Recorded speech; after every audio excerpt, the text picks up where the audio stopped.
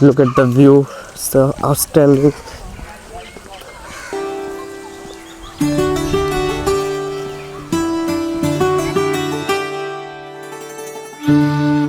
আসসালামু আলাইকুম everyone, WhatsApp. আজকে আমি চলে আসছি তাজহাট জমিদার বাড়ি। এটার অবস্থান হলো রংপুর।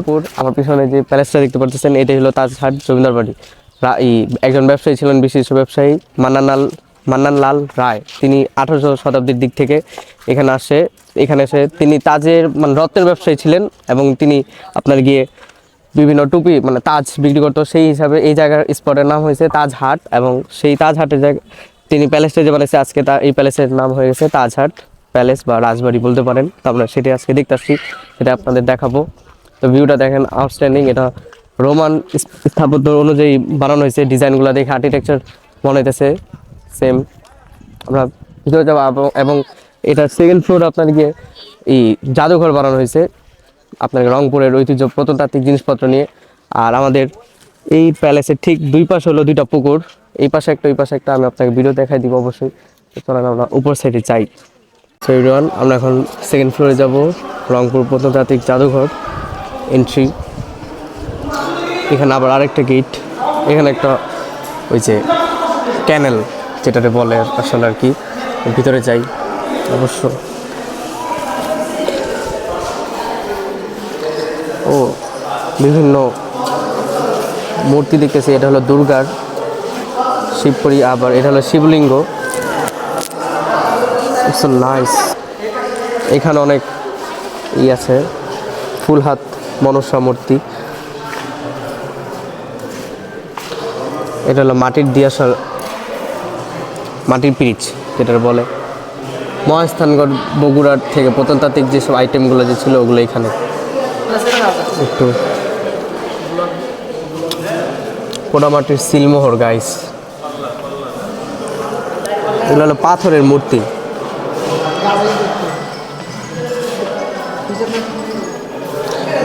দাঁড়িপাল্লা, পোড়ামাটির পাত্র বুঝতেই পারতেছেন। তো গাইস, বলিদান মন্ত্র দেখতে পারতেছেন। এগুলো আবার কেউ পড়তে চান না। তো গাইস, এই মূর্তিটা দেখেন, এটা ফুল একটা পাথরের, এত নিখুঁতভাবে স্ট্রাকচার করানো তা বলার বাহিরে। This was A room guys, যে ব্ল্যাঙ্ক রুম, হতে পারে কোনো খাটটাট ছিল। এই দেখেন গাইস, মূর্তিগুলো একবার দেখেন, নিখুঁত মূর্তি। বিষ্ণু মূর্তি, এটা কালো পাথরের। এটাও বিষ্ণুর মূর্তি, কালো 100-150 বছর অনেক আগে। তা বারাহ অবতার লক্ষ্মীনারায়ণের এটা। এই মূর্তি হলো মহাদেব এবং কালী ও মহাদেব। এর পাশে হলো আপনার গিয়ে সদ্যজাত মা ও শিশু। এই যে সদ্যজাত মা ও শিশু, এই যে এক পাথরের, কিন্তু এটা কিন্তু ডাবল কোনো পাথর না গাইস। সেটা গণেশ, নিত্যরত গণেশ, এক পাথরের মূর্তিগুলো এগুলো। এটা হলো সূর্য, বিষ্ণু, হরগৌরী। এই যে নন্দী গাইস দেখতে পারতেছেন, কৃষ্ণ, বিষ্ণুর মূর্তি। এখানে আবার এখানে একটা অনেক সুন্দর একটা, এই দেখেন বাঘের মূর্তি, ক্যারাঙ্গ, কালো পাথর। এই দেখেন ব্ল্যাক স্টোন, পার্বতী। বোঝা নাও যেতে পারে, সরি, কারণ কি আমার ক্যামেরা তো একটা ভালো না, যেমনটা জানেন। হাতির মাথা, ওয়ার ইজ শ্বেত পাথর, হাতির মাথার শ্বেত পাথর গাইস। লুক এট দা, এক পাথরে কিন্তু ডাবল কোনো পাথর না। ধ্যানী বুদ্ধির মূর্তি, কালো পাথরের, ব্ল্যাক স্টোন, এক স্টোনের এটা তৈরি। খুবই, এগুলো আবার কাগজপত্র, নথিপত্র।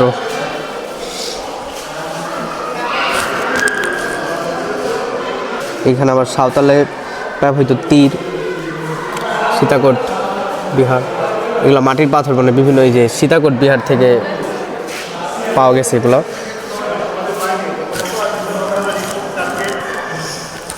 লোহার দ্রব্য, পোড়ামাটির ফলক। এখন এই পাশেরটায় যাই আমরা। এই পুরো হল প্রথম এই ফার্স্টে যে ভিউটা ওটা দেখলাম। এখন এখানে যাই, দেখি কি আছে এখানে। এখানে ওই বিভিন্ন জিনিসপত্র নথি, এখানে এই যে মাটির পোড়ামাটির পাতা, ফুট, এখানে হলো পোড়ামাটির পাতা, পোড়ামাটির পাতা।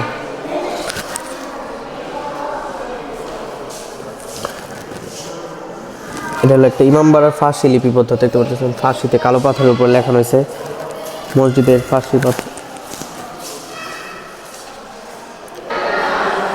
নাম বিভিন্ন জনের। এখানে আবার পোড়ামাটির বিভিন্ন লেখা, এখানেও অনেক কিছু কাগজপত্র, নথিপত্র, তারপরে যে মাটির পোড়ামাটির ডিজাইন।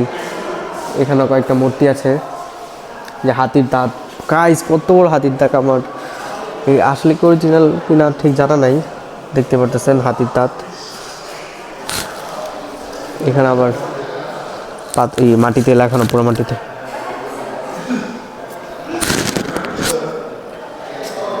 এখানে বিভিন্ন মাটির মঙ্গলকোট বগুড়া হতে প্রাপ্ত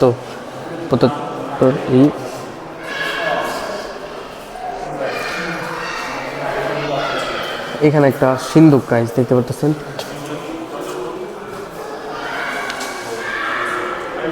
উডেন বক্স, কাঠের বাক্স একটা। বিভিন্ন গোপাল মহাতি। সো গাইজ আমরা এখন এই সেকেন্ড ফ্লোর ঘোরা শেষ। এটা পুরোটা হলো বারান্দা, দেখতে পারতেছেন। ওই মানে 100-150 বছর আগে যেমন এম্পায়ারগুলো ছিল, আমরা তাদের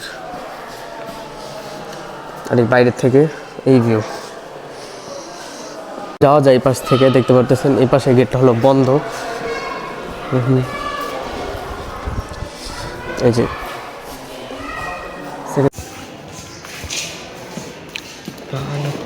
গেটটা দেখেন, স্পাইরাল গেট। বিভিন্ন মানে 100-150 বছর আগে সেম এটা হয়তো আমরা বিভিন্ন জায়গায় অবশ্য দেখেছি। সো গাইজ এখানে কিন্তু একটা লাইব্রেরি আছে, দেখতে পারতেছেন। কয়েকটা আলমারি, 3-4টা মানে বই আছে বলা যায়। এখানে কোনো লোক নাই অবশ্য। এটা দেখেন বই, হিডেন জেম, এটা বন্ধ। মানে just look at the view, মানে সিঁড়িটা কি সুন্দর বলতে গেলে। এটা এই দুটো গেট বন্ধ এখানকার অবশ্য। So guys this is the জমিদার বাড়ির নিচের সাইডটা। দেখি নিচের সাইডে কিছু আছে কিনা। সো এভরিওয়ান, এটা হলো জমিদার বাড়ির পিছনের সাইড, দেখতে পারতেছেন। ভিন্ন একটা লুক, মানে এটা যে আলাদা একটা জমিদার বাড়ি। আসলে না, আমরা সামনের সাইড ছিলাম, আমরা পিছনের সাইড চলে আসছি। সো এভরিওয়ান, আজকে ভিডিও কেমন লাগলো অবশ্যই কমেন্ট করে জানাবেন। আর আজকের জন্য বিদায়, আল্লাহ হাফেজ।